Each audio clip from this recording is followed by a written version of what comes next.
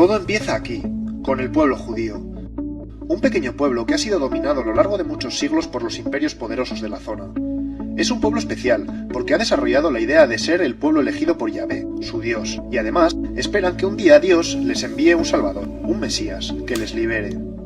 Alrededor del año cero, la situación de este pueblo no es buena. Está dominado por el Imperio Romano y al mando de unos dirigentes totalmente despreocupados de su gente. Y justo en ese momento llega él, Jesús, un hombre de familia humilde que durante sus 3 últimos años de vida se dedica a predicar, a difundir un mensaje muy potente y novedoso para aquella cultura. Fíjate, a través de su mensaje, insiste a la gente del pueblo llano a ser solidarios unos con otros, y a los ricos los critica de forma dura e hiriente. Era un hombre con mucho carisma, por lo que resultó muy convincente y reunió muchos seguidores. De hecho, empieza a pensarse que Jesús es Cristo, el enviado de Dios que tanto tiempo llevan esperando. Se hace tan popular que se convierte en una figura muy incómoda para las autoridades judías y acaban matándolo en la cruz. Pero con ello no consiguen su objetivo. Como sabes, Jesús tuvo 12 grandes discípulos, los 12 apóstoles. Estos se convierten en los grandes profetas de su mensaje, primero en Judea, pero luego, al ser también perseguidos, se dispersan a lo largo del imperio. Ahora, estos tienen sus seguidores, a los que llamarán cristianos, y así se van creando comunidades de cristianos. Estos van organizándose y colocan al frente de cada una de ellas un supervisor, el obispo. Y siguen las persecuciones. De hecho, durante diferentes épocas las autoridades del imperio persiguen e incluso condenan a muerte a los llamados cristianos. Surge así la figura de mártir. Todo cambia en el 313. Los seguidores de la nueva religión son cada vez más, y el emperador de entonces, Constantino, quiere tenerlos de su lado. ¿Qué hace entonces? Legaliza el cristianismo. Así se acaban las persecuciones y para el siglo V el cristianismo se extiende ya por todo el imperio. Pasa a convertirse así en la religión oficial.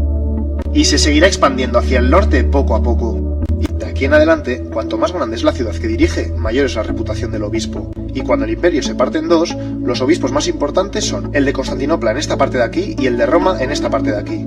A este pronto empezará a llamársele Papa. A partir de ahora, las cosas se ponen feas. Atento, por un lado, con la conversión a lo bestia de la población al cristianismo, se pierde en gran parte el mensaje revolucionario de Jesús. A esto se le suma que el imperio cae, los bárbaros lo han dejado todo medio en ruinas, y por tanto mucha de la organización eclesiástica se va al garete. Así que ahora el cristianismo ha perdido contenido y ha perdido estructura. Y fíjate, porque en la ciudad de Roma, ahora que no hay emperador, el Papa se convierte en la máxima autoridad, en la figura más poderosa. Atento, porque en esta otra zona están pasando cosas importantes. En el siglo VII surge una nueva religión en Arabia, el Islam. Toda una revolución en el mundo árabe y con gran dinámica militar. Pues bien, el Islam va ocupando toda esta zona, hasta llegar aquí, incluso hasta Roma. Y así, se enciende la tensión entre cristianos y musulmanes, que en lugar de ver las similitudes de sus religiones, se enfrentan por intereses políticos y militares. Luego te sigo contando. Volvamos a hablar del Papa, que ya verás qué lío. Como te he dicho, ahora, el Papa es la máxima autoridad de Roma. Pues bien, de aquí en adelante, va involucrándose en los enredos, alianzas y luchas de poder característicos de cualquier persona interesada en dominar. Y durante los siguientes siglos, seguirán peleando por mantener su poder y ejercer autoridad sobre todo. Hacen vida de reyes, y la corrupción y la avaricia se convierten en algo común entre la mayoría de los papas sucesivos. Increíble, ¿verdad? Poco se parece todo eso al mensaje que quería transmitir Jesús, ¿no? Siglo XI. El cristianismo se ha ido reestructurando y se extiende más o menos así. ¿Te acuerdas de Roma y Constantinopla? Pues entre tanta decadencia se genera entre ambos obispos grandes tensiones, y en 1054 se produce una ruptura, el gran cisma entre las dos iglesias. A partir de ahora se divide la iglesia romana aquí y la iglesia ortodoxa aquí. Pero paremos un momento, que no todo es degeneración en el cristianismo. Te hablo de los monjes benedictinos, que desde el siglo VI van extendiéndose por gran parte de Europa.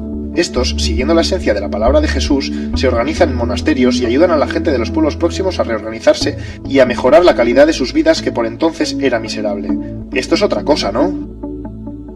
Y ya verás, a lo largo de la historia van a existir dos mundos dentro del cristianismo. La iglesia de base, más humana y sensibilizada con las necesidades sociales del mundo, y la de la jerarquía, centrada mucho más en mantener su estatus. Volvemos a la tensión entre cristianismo e islam. Lo de ahora te suena seguro. Por un lado, en la península ibérica se produce la Reconquista, de 722 a 1492. Los ejércitos cristianos van ganándole terreno a los musulmanes hasta recuperar todo esto. Por otro lado, A principios del siglo XI empiezan las famosas cruzadas. Los papas, en lugar de buscar un acercamiento con Islam, entre este año y este año, arman ejércitos compuestos por soldados europeos, que en nombre de Dios y el cristianismo acuden a los santos lugares, a los sitios donde surgió todo, para liberarlos. Aunque te cuento una cosa, el objetivo de fondo era poder tener control sobre el Mediterráneo, que como sabes tiene un gran interés comercial. Bueno, pues a partir de estos 2 episodios se intensifica el conflicto Islam-cristianismo y se mantiene durante siglos. Paralelamente está ocurriendo otro episodio oscuro. En 1184 surge la Inquisición, que fue especialmente importante en toda esta zona. Te explico. A lo largo de más o menos 6 siglos, todo aquel que cuestiona la doctrina oficial cristiana se le considera hereje, y ser hereje es ser enemigo de la Iglesia, así que la Inquisición lo persigue, lo castiga, tortura e incluso mata. ¿Te acuerdas de los mártires de la época del Imperio Romano? Ya ves que para esta época se le ha dado la vuelta a la tortilla. Pero no todos son sombras en la Iglesia. Antes te he hablado de los monjes benedictinos y su labor de ayuda, pues para ahora han surgido nuevas órdenes religiosas. Cistercienses, los cartujos y cartujas, los franciscanos, las monjas clarisas y los dominicos y dominicas. Todos ellos tienen como misión atender a necesitados y ayudar a los pobres. Mejor así, ¿no? Atento ahora, porque sucede algo importante. En el siglo XVI aparece en escena Martín Lutero, un monje alemán que se queda escandalizado cuando va a Roma y se encuentra con todo el desastre que te he contado de la jerarquía eclesiástica, así que emprende lo que se conoce como la Reforma Protestante. Busca la reforma, el cambio radical de la estructura de la Iglesia. Pues bien, como reacción se produce el famoso Concilio de Trento, reunión de obispos. ¿Qué deciden? Pues justo lo contrario, dar más valor a la figura del Papa y alto clero y por tanto jerarquizar aún más el asunto. ¿Qué pasa entonces? Pues que el luteranismo se separa de la Iglesia romana. Posteriormente, otros movimientos religiosos hacen lo mismo y crean iglesias protestantes por toda esta zona. Y también en Inglaterra, donde el rey Enrique VIII quiere divorciarse de su mujer, pero como el Papa de entonces no le da permiso, se enfada y opta por romper con la Iglesia romana. Así se crea la Iglesia evangelista. Ya ves, la Iglesia romana se ha reducido geográficamente y comienza a autodenominarse católica. Pero espera, que entonces llega la época de la expansión de Europa por todo el mundo. En la medida que los países de Europa van conquistando territorios, llevan ahí su religión y a sus misioneros, y el cristianismo se expande por todos estos sitios, más o menos así. Paremos un poco que te cuento algo. San Ignacio de Loyola funda la Congregación de los Jesuitas, un grupo de religiosos más dinámicos y con mayor impulso de expandir su fe.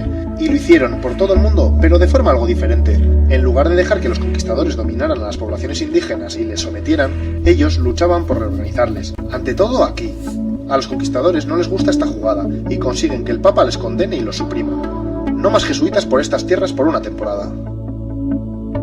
Damos un salto hasta el siglo XVIII, el de la Ilustración, que como sabes defiende el poder de la razón y lo científico frente a la fe y superstición. Hasta ahora la Iglesia ha sido la que ha dado la explicación de las grandes verdades. Pero ahora surge una marea de movimientos ideológicos, sociales y científicos revolucionarios y la Iglesia siente que son una amenaza de su dogma, por lo que adopta una actitud a la defensiva. Como reacción, se opone e incluso ataca a todo aquel que cuestiona el pensamiento religioso. Es necesario un nuevo concilio. Vaticano I en el siglo XIX. Reunión de obispos otra vez. Decisión, se afianzan aún más en la postura de que la religión es la fuente de las máximas verdades. Ya ves, la Iglesia no consigue ir a la par de los nuevos descubrimientos y de alguna forma queda automarginada. Menos mal que la moneda tiene otra cara. No te olvides que en contraposición a todo esto que te cuento, sigue existiendo una gran dinámica religiosa. En estos siglos se crean cientos de congregaciones religiosas para salir de ese estancamiento, extender así, a lo largo del planeta, la vida cristiana, y además, hacer una labor humanitaria y de ayuda para mejorar la sociedad. Llega el siglo XX. Con todos los desastres de las guerras mundiales y ante el encierro del pensamiento de la Iglesia que te he contado, progresivamente surge la teología de la liberación. Los seguidores de la teología de la liberación desean un cambio en la dinámica que ha adquirido la Iglesia, y así centrarse en los verdaderos problemas sociales del mundo para solucionarlos. La teología de la liberación adquiere tanta fuerza que provoca un nuevo concilio, el del Vaticano II. En el concilio se decide apostar por este cambio, ya era hora. Sin embargo, en las décadas siguientes, ese espíritu del concilio no llega a cuajar tanto como se esperaba dentro de la jerarquía eclesiástica.